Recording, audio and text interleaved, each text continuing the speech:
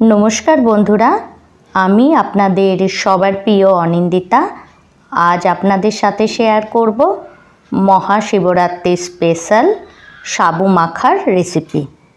এই সাবু মাখা অনেকেই অনেকভাবে বানিয়ে থাকে, কিন্তু আমি কিভাবে বানাই সেটাই আমি আপনাদের সাথে শেয়ার করব। তো চলুন শুরু করি। তো সবার প্রথম সাবু মাখা বানাবার জন্য আমি এই গুড়ের 5টা বাতাসা নিয়ে নিয়েছি আর একটা কলা নিয়ে নিয়েছি। এখন এগুলিকে আমি হাতের সাহায্যে এইভাবে এটিকে আমি মেখে নেব।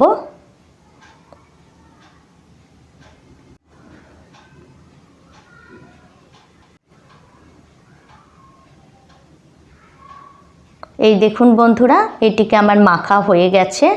এখন এই পর্যায়ে আমি এর মধ্যে অ্যাড করব 1 টেবিল স্পুন মিষ্টি দই। এটিকেও আমি মিক্স করে নেব। তারপর আমি এর মধ্যে অ্যাড করব 2টো প্যারা। প্যারাগুলিকেও আমি হাতের সাহায্যে এইভাবে ভেঙে এর সাথে আমি মিক্স করে নেব। এইভাবে সাবু মাখা বানালে আমি গ্যারেন্টি দিয়ে বলছি এর স্বাদ আপনারা কোনোদিনই ভুলবেন না। অবশ্যই আপনারা এইভাবে সাবু মাখার রেসিপিটি ট্রাই করবেন, আর ট্রাই করলে ফিডব্যাক আমার সাথে শেয়ার করবেন। এখন এগুলিকে মাখা হয়ে গেছে। এখন আমি এর মধ্যে অ্যাড করব নারকেল কুচি, আমসত্ত্ব কুচি আর খেজুর কুচি। সঙ্গে সঙ্গেই আমি এর মধ্যে অ্যাড করব 1 কাপ সাবু। আমি ছোট দানার সাবু নিয়েছি। ছোট দানার সাবুটিকে আমি ভালো করে ওয়াশ করে 1 ঘন্টা ভিজিয়ে রেখে দিয়েছিলাম। তারপর জল ছড়িয়ে এটিকে আমি ইউজ করছি। আর অ্যাড করব 1/2 কাপের মতো দুধ।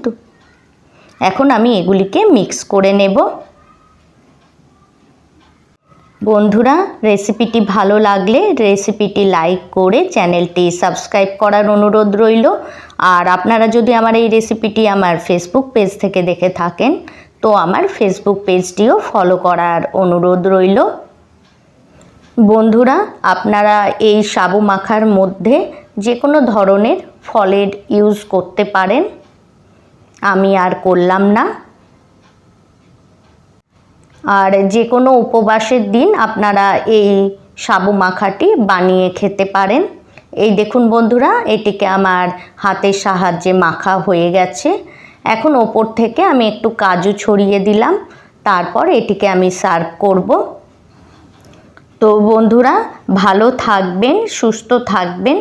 আজকের জন্য এতটাই। আবার দেখা হবে অন্য কোনো রেসিপিতে।